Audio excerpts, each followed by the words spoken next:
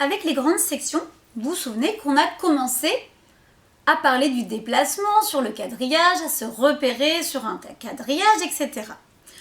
Aujourd'hui, on va poursuivre ce travail parce qu'on avait dit qu'on ne peut pas encore jouer à la bataille navale, mais que bientôt on pourra parce qu'on n'a pas encore appris à se repérer avec des coordonnées sur un quadrillage. Alors, pour le quadrillage, il y a deux possibilités et ça dépend des enfants vraiment. Il y a la possibilité où on a les cases comme ça, à 1, et donc ce qu'on va placer va être au centre de la case.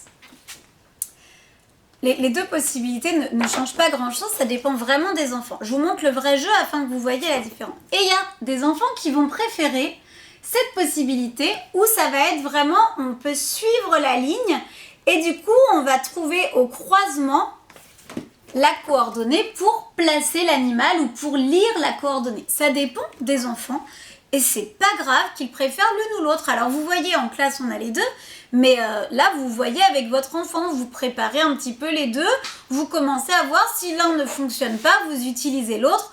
En général il y en a un des deux qui va préférer, peu importe, vraiment peu importe. Donc vous avez choisi. On va partir de ça. Donc ça, vous le tracez sur une feuille, vous, avec une règle. Voilà, vous écrivez les lettres, vous écrivez les nombres.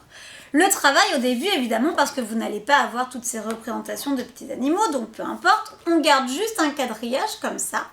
Et vous, l'adulte, vous allez placer quelque chose, n'importe quoi, sur une case. Et vous allez expliquer à l'enfant que pour lire la coordonnée du jeton, de ce que vous avez posé, il suffit de lire dans quelle ligne et dans quelle colonne est le jeton, le pompon. Donc là, on a B2, voilà. En général, ça va. Ça peut sembler compliqué, mais les enfants y arrivent plutôt bien. Donc on le fait plusieurs fois, on s'amuse, etc. Ensuite, c'est à l'enfant de vous donner une coordonnée, vous vous placez, parfois vous pouvez vous tromper, il doit vous corriger, etc. Ça, vous pouvez le faire plusieurs fois. Vous pouvez changer à un moment de quadrillage afin de voir si l'enfant y arrive aussi avec l'autre. Mais un seul, c'est déjà très très bien.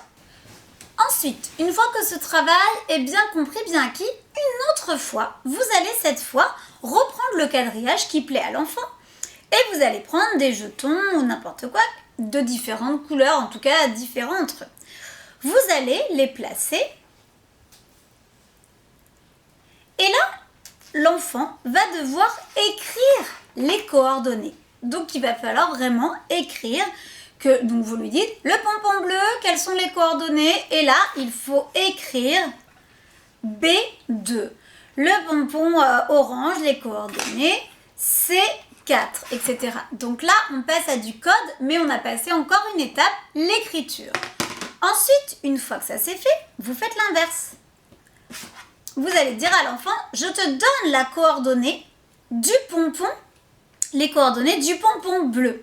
Le pompon bleu étant, il est placé ici.